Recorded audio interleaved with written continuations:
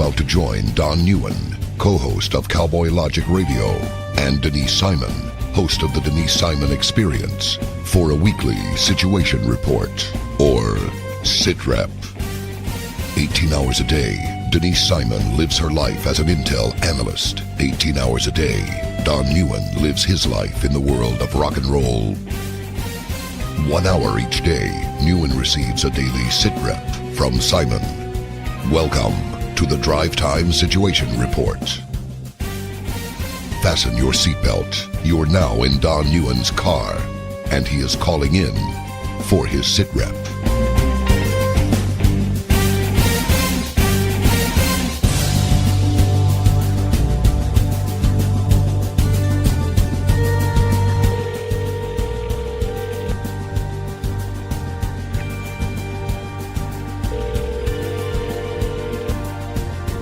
Smello.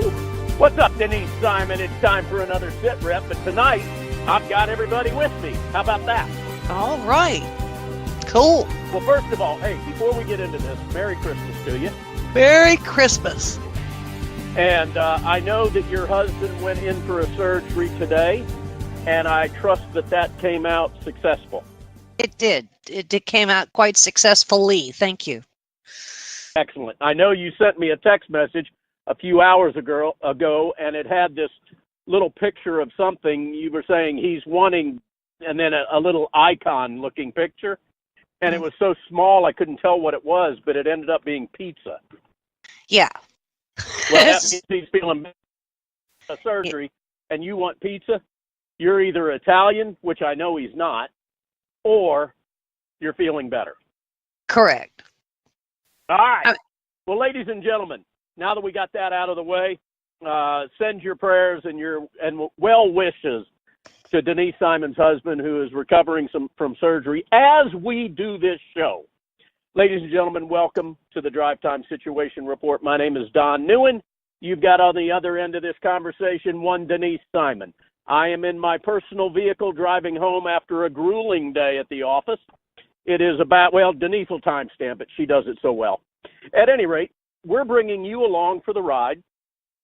This is something that I receive every night on my drive home, and that is a SITREP, a brief discussion by the one and only Denise Simon that brings me up to speed on what happened throughout the day, because I don't have the ability to check the news. I don't watch the news. I'm not on social media. I don't have time for that when I'm at the office. Denise covers my backside because she is deep in the weeds. So, Denise, let's get after it. Timestamp the show, and let's rock and roll, because I know what I'd like to ask you about after you timestamp the show. It is 8:34 p.m. on the 19th of December, the year of our Lord, 2017. There you go. And again, Merry Christmas. Merry for the first Christmas. time in 8 years, we are encouraged by the President of the United States to say that. So I am overdoing it.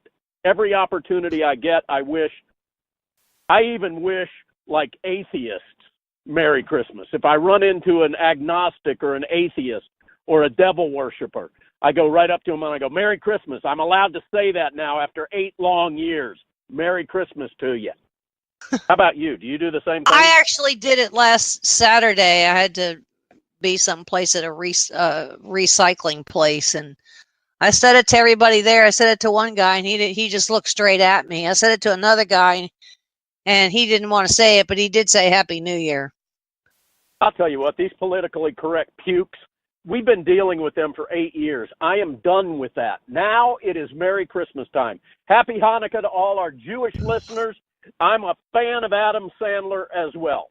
All right, Denise, let's talk. And I have to start practicing that way because Donna and I will be in New Jersey for part of the Christmas holiday. And so I have to start talking like that. Now, I know you can do it because you're from New York, and, you drink coffee, and we're going to talk. You give me a call. I give you a call. We're going to talk, okay?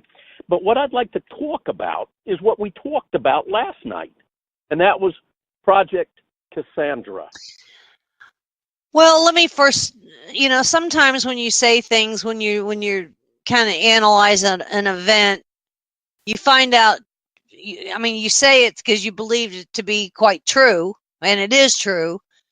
And then other things pop to the surface months later, even years later, and then you didn't realize how true your words really were because more things bubbled to the surface. In the case of Project Cassandra, all of the piece parts in this thing, personally, I had, they'd all come across my radar. Some of the piece parts I was unaware of, and yet when you put it into a 15,000 word summary, it tells a very different story. Now, Project Cassandra actually began in 2008, and this was a joint effort between DEA, FBI, some cases ATF, some DHS. Lots of agencies were involved here. I don't know how many people were part of Project Cassandra. Actually, there's more than one project in here, but the Project Cassandra was the umbrella operation.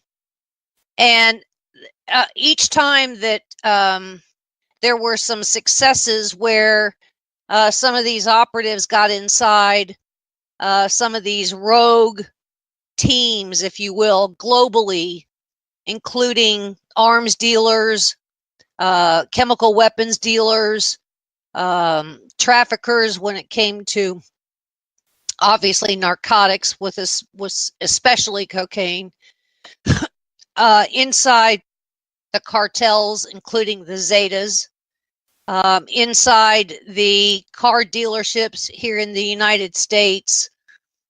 I would imagine there was probably a team of right around 200 people. And all right, hang on, hold on a second, because I want to kind of walk you back here for a second. And for the benefit of not only myself, although you and I talked about this at some length last night, but the real benefit of our listeners. Because yesterday, when you brought this up, it was all but squelched or abbreviated by the mainstream media, including Fox, who squirted a few one-liners out about it. They did. This started in 2008 under the Bush administration, I would assume, correct? Correct. Okay. And this Project Cassandra, that's the umbrella project, was primarily tasked with what? Well, under if you were to put it into two sentences, what were they tasked to do? Well, anything DEA goes after drug trafficking. And so they would probably backdoor this thing looking at the Zetas, and then from the Zetas they found how much Hezbollah was really quite involved. They knew that anyway, but just probably didn't know the depth and the width of it all. And they didn't know of some of these top world leaders, including the vice president of Venezuela, who, by the way, is Syrian. Maduro, Maduro, Bashar al-Assad of Syria, the Iranian Revolutionary Guard Corps, the Basiij operation. It's really quite stunning. Russia, Victor Boot. It just is. It's a magnificent thing, such that it's really its own book, such that you almost have to read it twice. Now, but they were initially tasked with investigating drug trafficking into the United States, money laundering, and weapons sales, arms sales. Is that a not so much the arms sales, but that always goes hand in hand. One leads to the other. That's kind of a byproduct of the narcotics, narco-terrorism, if you will. Okay. All right. Now, before you get into the discussion about automobiles, I want you to stop at that point, because I have a question for you. Okay? So carry on, but stop before you get into this used car sales aspect of this whole thing. All right. Well, the bigger part of what I opened up with, when you say things and they're true, and then sometime later you found out it's much more true than you ever thought it was such the case with me. When we decided that we were going to normalize relations with Iran, we are going to make them a respectable, acknowledged actor now on the world stage. And that was something that was set up by Obama, as he is literally on the campaign trail in 2008. He started sending envoys and communications into Tehran through Oman, I might add. And then he got John Brennan, who at the time was his national security chief before he went over to be the director of CIA. And even John Brennan said we were going to take moderate elements of Hezbollah. In other words, we are going to cultivate and find the moderate elements of Hezbollah, and we're going to work through them. And so the edict went out not only to the intelligence communities, but it also went to the agencies. So like Lisa Monaco, who was one of his top national security lawyers, she had to toe that rope as well. John Brennan did it as a national security advisor, and then he did the same thing when he was at CIA. So now we have a situation where you've almost put one agency against the other, or one agency against several others, because CIA does one thing, and it was really a countermeasure unknown at the time to DEA and FBI, because here you got CIA, who's necessarily trying to find these moderates and cultivate some relationships and make them, some of these key people, to make them less militant, and use them as go-betweens. And yet you've got DEA and FBI over here trying to track Hezbollah down and have these people arrested.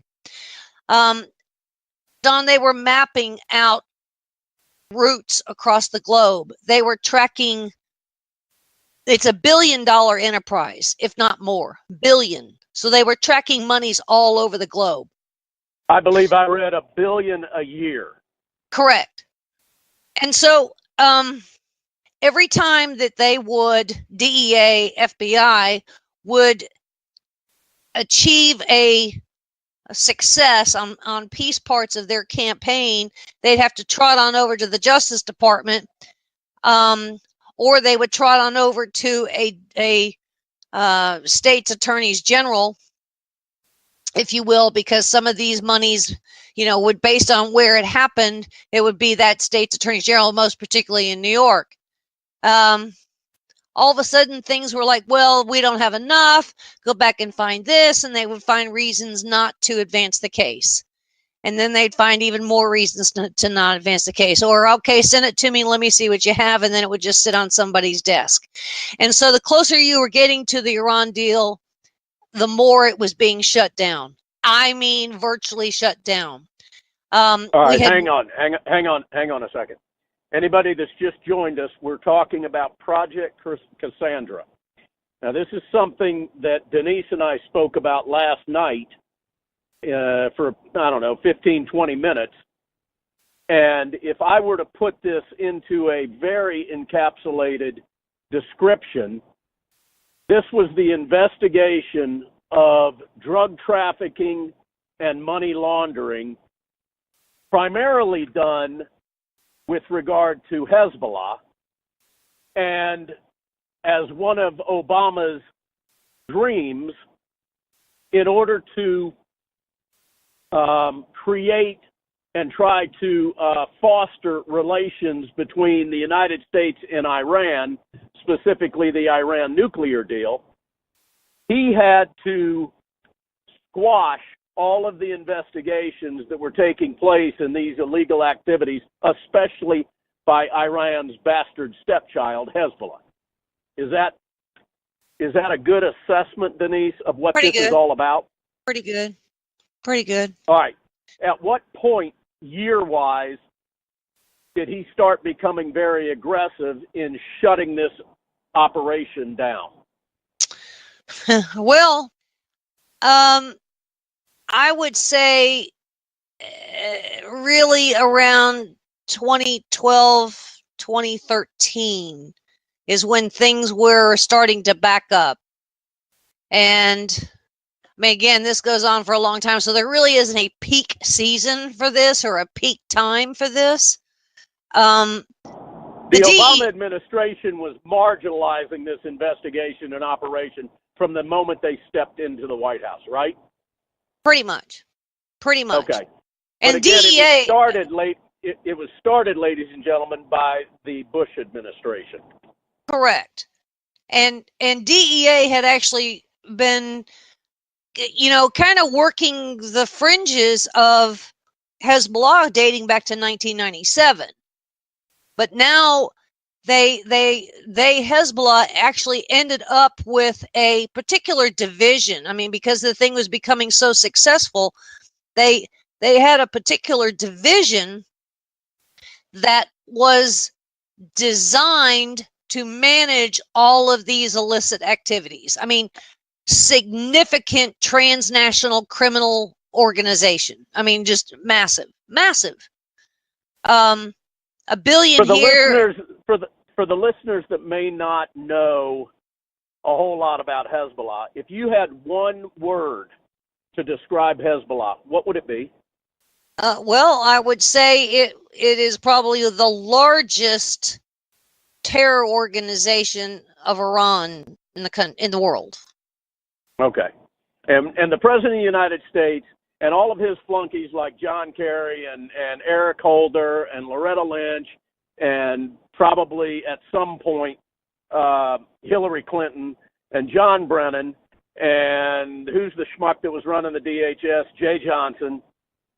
All of those guys and gals were complicit in this enormous scandal that you labeled to me last night when I first called you as the biggest scandal that you're aware of. Correct.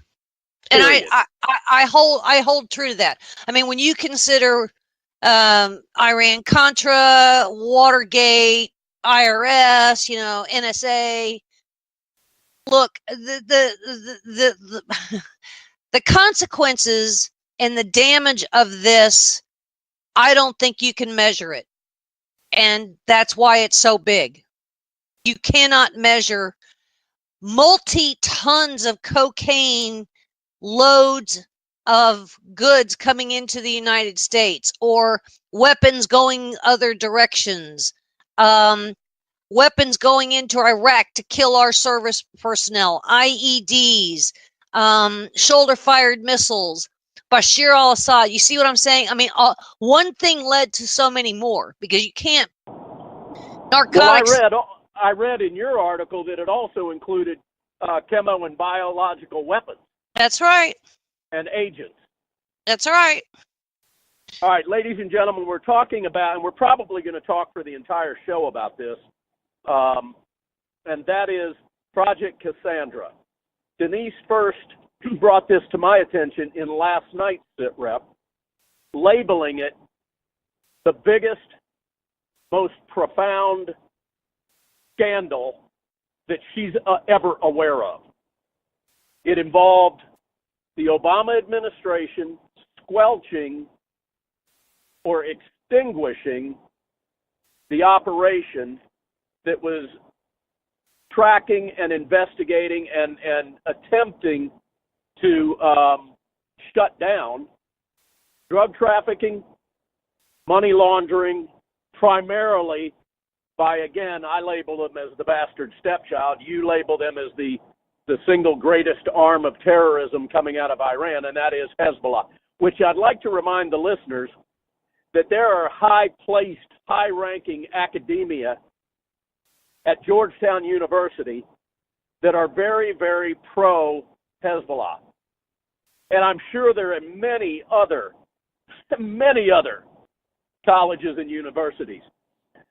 It's appalling to me, Denise, what I read in your massive article last night, and we'll share the title as well as your website with the listeners. But one of the aspects that I wanted you to hold back on was this used car sales aspect that was going on regarding Hezbollah and I believe Africa. Now, before you get into discussing this, and for the sake of transparency, I have not thrown this thought at you. But the minute you told me about that last night, the first thing that came to my mind was cash for clunkers. Is there any connection between the two? I can't say that there's not, but I would absolutely put that as part of the four corners of this investigation. I knew I'd make you think about it. Had you thought about it before I said that? Actually, when I saw that $300 million had been wired into the United States to buy these cars, the answer to that was yes. The first thing I thought of. And what year did he do this cash for clunkers epic failure? 2000. Yeah, I was going to say 2010. So right as he had the wheels in motion to extinguish this entire operation, not only is he extinguishing it, but he's creating programs in the United States to foment it. Yeah, I can't prove that, but we can't dismiss it either. All right.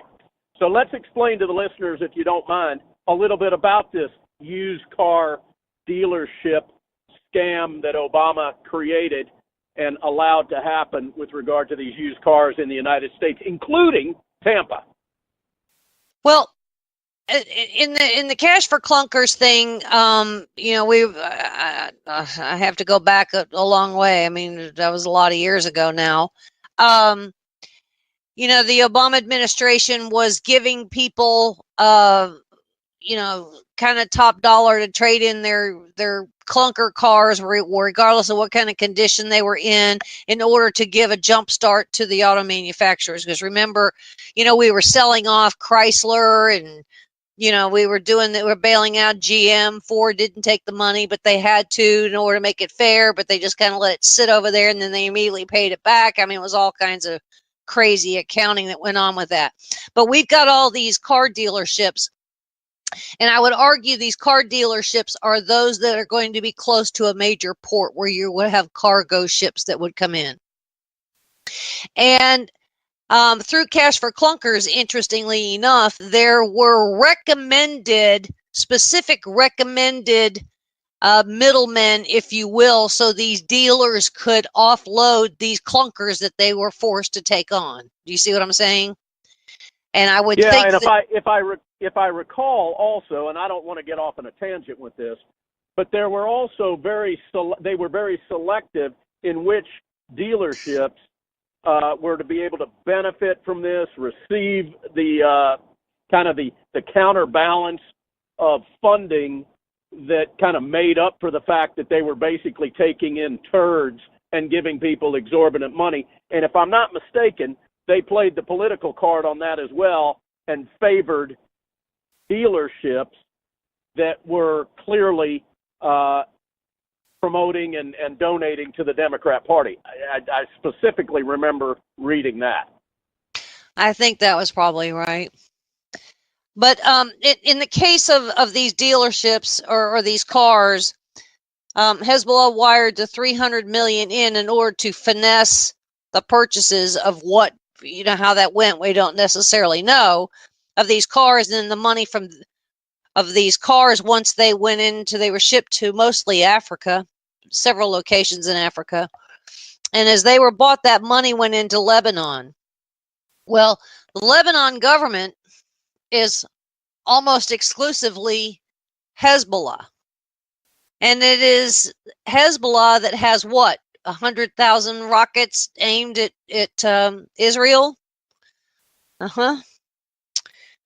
So there's, as I said, this goes wide and it goes deep. But the interesting thing about the Obama administration, because it says in here, and I quote, the administration rejected repeated efforts by Project Cassandra members to charge Hezbollah's military wing as an ongoing criminal enterprise under a mafia-style racketeering statute, otherwise known as RICO. They allege that the administration officials declined to designate Hezbollah as a significant transnational criminal organization and blocked other strategic initiatives that would have given the task force additional legal tools, money, and manpower to fight it. The former officials said they deny all this, which they do, and they're all kind of coming out today. A few of them will even speak. But as I remember, 3 or 4 years ago, maybe even longer, on when you have to do a country report, country by country, and who belongs on the terror list and who doesn't. Under the Brennan CIA Obama administration, we removed Hezbollah from the terror list.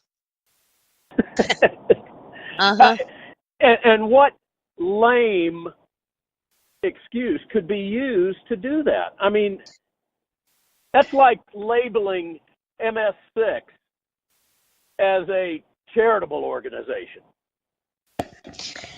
Well, we also have the Justice Department, because, I mean, a lot of these cases that were brought went to the Justice Department, but the Justice Department never filed the corresponding criminal charges for these suspects that were found in Europe so we could extradite these people, including a prominent Lebanese business person. That we didn't, the Treasury Department didn't put sanctions or list these people as known terrorists under the narco terrorism label. When all right, play Democrat politician and put spin on that, and come up with a fabricated excuse that you and I will laugh at as to why that right there would have been done. I mean, as you're talking about this, anybody that's got an ounce of common sense, an ounce of U.S. patriotism, a soul residing in the carcass that we call their body, would look at this and go, hey, wait a minute, this is like totally wrong. So give me a Democrat spin that's going to make me laugh as to how this could possibly be done. The Bush doctrine wasn't working, and so the Obama administration decided that they were going to, you know, instead of putting up their fists, they were going to open their hands, and that we would find moderate Hezbollah facilitators, that we would remember we did the same thing with Cuba, with the Castro brothers. We normalized relations with them. We essentially normalized relations with FARC, F-A-R-C. So all of all this is working out just splendidly, don't you think, Denise? Yeah, especially with what happened with 24 of our diplomats in Havana with the sonic attacks that they've happened, to the point where these people now have brain damage and permanent hearing loss. Exactly. Mm-hmm. Right, See, we tight, don't punish anybody. Hold tight, Denise. Ladies and gentlemen, you're listening to the Drive Time SITREP. My name's Don Neuen. You've got on the other end of this conversation Denise Simon. Denise Simon is an intelligence analyst. That means she sits in front of an iPad or a computer for about 18 hours each day, researching, vetting, reading thousands and thousands and thousands upon 10,000s of words, so that when I call her at night, she can make me appear to be so much more intelligent than I actually am the next day. You need to take advantage of this as well. Her website is founderscode.com. There is not a single article that is posted on that website that is not 100% well vetted, to the point where you can read it, you can believe it, and you can talk about it and share it with your friends with instant credibility. So I encourage you to go visit founderscode.com. She also writes for politicalvanguard.com, which is Tom Del Beccaro's stellar website. You can also find all of her writings at talkamericaradio.us, where we mirror image everything that goes up on founderscode.com. So big hat tip to Denise Simon regarding what's going on with this. So keep going. I have to interrupt you so I can bring listeners that join us late up to speed, Denise. Fair enough. Well, thank you for all that. the fascinating thing, there's a couple we can leave aside. The chemical and biological weapons into Syria. I mean, that kind of speaks for itself. But we have this cat by the name of Ali Fayed. Now, Ali Fayed was a pretty nasty arms dealer. He's very much part of Hezbollah. And we being the United States, had worked with some foreign counterparts, and we actually caught this cat in the Czech capital of Prague. He was caught selling drugs and arms to undercover DEA agents that actually disguised themselves as Colombian rebels and as members of FARC, as I mentioned earlier. And so, he was arrested in Prague. He was detained by the Lebanese authorities when he was deported back to Lebanon. But we were going to actually extradite him to the United States while he was still in Prague. But, some kind of conversation happened between Obama and Putin said, no, we got this. We'll take care of him. And so we did. Obama said, "Oh, cool, fine, take him on." Well, Putin didn't do anything except release him. Well, later on, he was actually detained by the Lebanese authorities in 2016, only a year and a half ago. But here's another fascinating thing, because Interpol, who I would argue is worthless, they had a red sheet on him. But when he got to court in Lebanon was like, you know what? We don't see enough here. We'll just let him go. So they let him go. Now he's actually, this Ali Fayed is actually a dual national. He's a citizen of Russia and a citizen of Ukraine. And he's exporting Ukrainian arms for an exporter. And he's doing this for Russia, and he reports directly to Putin. Now, we wanted him to come here to the United States to stand trial. We'll never get him again, because now he's fully protected by the Kremlin. Well, and clearly Putin wouldn't want him coming to the United States. No. Now, what's particularly fascinating is the arms trafficking that he was doing were going to particular places. You want to guess where those might be? Well, I'm going to guess that one would be Syria. Uh-huh. And the other would be, let me take a guess, either Lebanon or Yemen. Iraq. Okay. And well, I scored a 50 on that one, Denise. Yeah, you did. So can you about imagine how many of those weapons may have killed our own service personnel? Oh, yeah. I mean, tons of them. But that's okay with this Obama administration and with Hillary Clinton and John Kerry. Are there any ties to this guy to Benghazi? No, I didn't see anything for Libya, no. Now, we have this other cat by the name of Tarek El Assimi, or El Assami. He's the vice president of Venezuela. He works for Nicolas Maduro.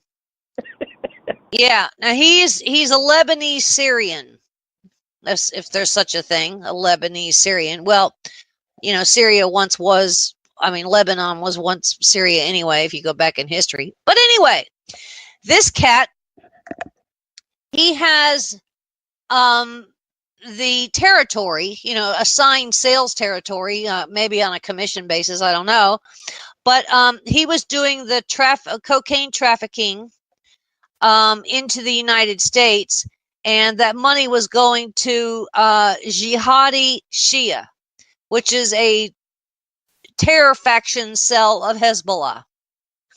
Was this before or after he became the vice president of Venezuela?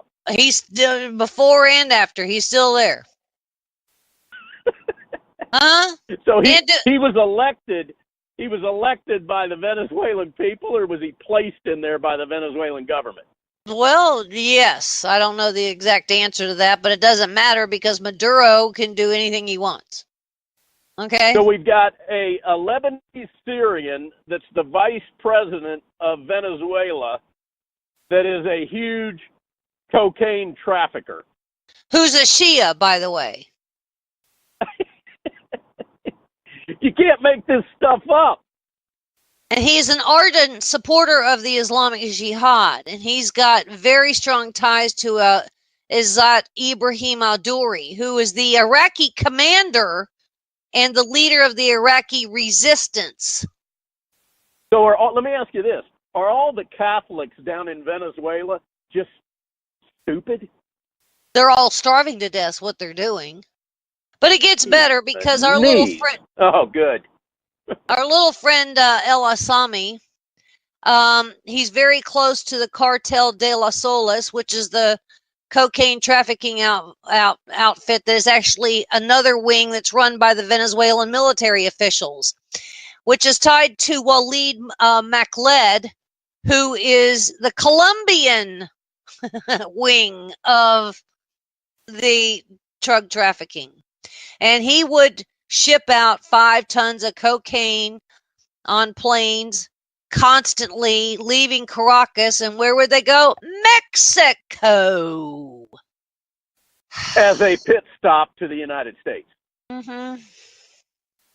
But this was all Ladies okay. and gentlemen, are you guys able to wrap your head around this thing? Well, it gets better. It absolutely gets better because, work with me here. Because Venezuela, they're broke, but they would get paid lots of money. They would do a cool thing, and they would issue hundreds and hundreds and hundreds of Venezuelan passports to Middle Easterners. Mostly Iranian Revolutionary Guard Corps and Hezbollah operatives that were in country. So when they're really Iranian when they enter into Venezuela, but when they leave Venezuela, they're Venezuelan. Hey, at what point do you think that we will make Venezuela a terrorist organization? Well, because it sounds like they already are. Well, we did, at least Trump did sanction Tarek al-Assami. He did sanction him specifically. So all other countries are generally, all other allied countries are generally supposed to follow our lead, meaning that he can't travel to at least the United States and any allied country if they follow our lead. But that doesn't really make any difference. He doesn't need to. You know what I'm saying? He can get himself let's say a Brazilian passport, since they're so good at doing passports down there, and then he can go anywhere he wants. Unbelievable. And this is all part of Project Cassandra. Yeah, which was absolutely extinguished by the great Barack Obama and his administration, including John Brennan, Jay Johnson, Eric Holder, Loretta Lynch, Hillary Clinton, John Kerry. Who else? Who'd I leave out of this mix? We can go all the way back to Janet Napolitano. Freaking amazing. Now, look, we know that these people are operating in the United States because, this money came into the United States. And these cars and these other things are leaving the United States. So they're violating our statutes. And nobody in the Justice Department under Obama would allow prosecutions. None. Zero. We couldn't even get people to testify. Now, where's Jeff Sessions on all this? Well, a couple of these DEA agents said, you know what, forget it. They've shut us down. We can't rebuild this thing. These people have gone on. It'll take us another couple of years to even get. So a couple of these guys retired and said, we're out of here. So do you rebuild this whole thing? I don't know. Where do you go? Now, now we deal with Colombia. They're good friends. We try and help them out. I don't know if we'll ever make any headway in West Africa because of these cars or going into, the country of Benin.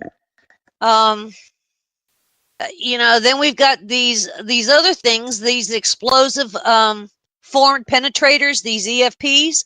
Those are the ones that, interestingly enough, Senator Tom Cotton challenged the previous Secretary of Defense in a no, he wasn't Secretary of Defense. He was Chairman of the Joint Chiefs in a Senate hearing, and said, "Who's killing? What are these EFPs? Where are they coming from? Iran? Are they killing U.S. soldiers? Yes. And what are we doing about it? Nothing." Well, that's all part of this. What year did that testimony take place? Ballpark me if you don't know it. 2 to 3 years ago. Yep.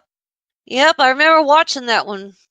I mean, I found it really curious because at one point Tom Cotton worked for this guy. I mean, Tom, I don't know what his rank was, but whatever the hell the guy's name was, I can see him, and whatever general he was. Well, while you're thinking of that, let me throw out a thought to all the listeners that happen to have a son or a daughter or a husband or a wife serving in the United States military during the Obama administration. How do you feel about this? How do you feel about what you're hearing right now? Because if I did, I'd be pissed off. Well, look, whatever it is, I mean, we're not, and I would even argue even Trump is not doing nearly enough when it comes to Iran. Maybe he's just now getting the memo. You know what I'm saying? And I think that he's kind of leading to that. We know that our little friend Nikki Haley over there, she's gone after him in a big, huge way.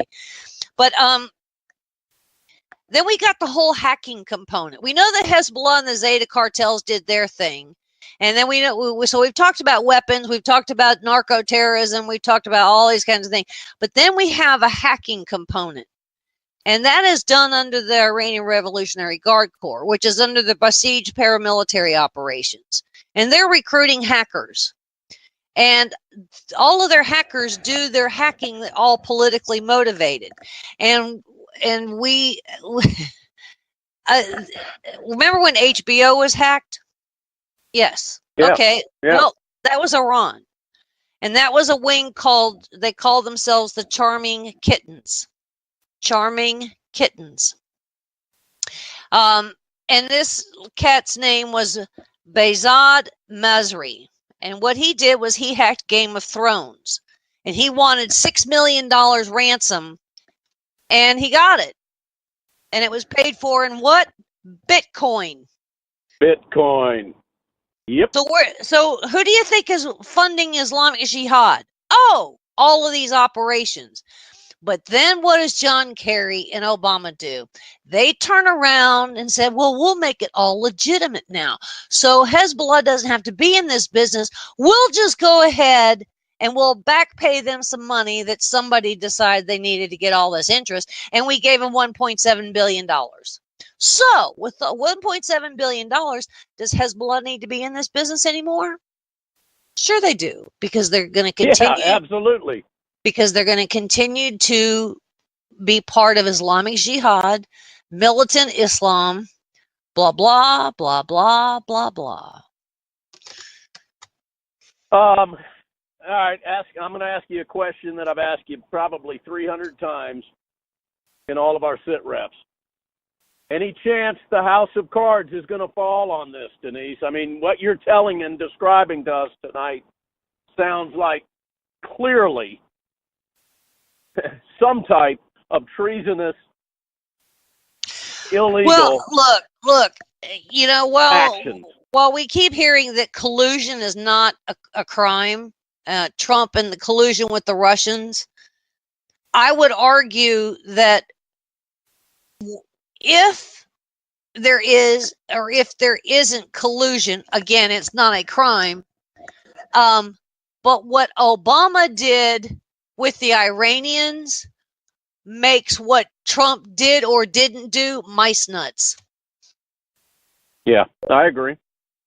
So I would say, and I haven't heard anybody else say it, so I'll be the first to say it. Russia is a bad actor. Iran is worse, and what actions that Obama did and what he didn't do when he should have done it makes him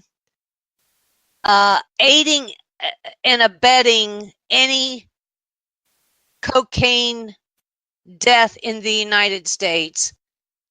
He's a criminal actor in himself because he did not enforce the law in the United States. The cases were handed to his Department of Justice, and they sat on them, pushed them back, or ignored them. And I would argue destroyed an entire agency. Do we have whistleblowers coming out, blowing the whistle on this thing big time right now? Is that how this all got out? Well, Josh Myers was the journalist who actually put this together for Politico. But he couldn't have done it without the cooperation of an awful lot of people that he found and then did some investigative work. Now, several other journalists have looked at this and they have high regard for Josh Meyer. Several others have taken piece parts and gone back to some of their old stories, and they are adding to it, if you understand what I mean. There's some other addendums and chapters to this. So while the Democrats are saying, well, this isn't really a big deal, sometimes you have to just kind of step over the smaller things because you have a bigger agenda. In this case, the bigger agenda was, keeping Iran from having a nuclear weapon for 10 years.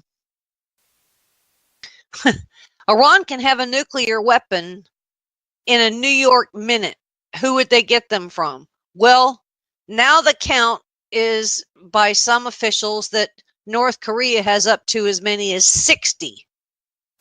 So ship a couple of piece parts over to Iran and Iran's in the game. So the whole... Just unbelievable. Unbelievable. The whole joint plan of action, the whole Iranian nuclear deal with Iran, in my book, was a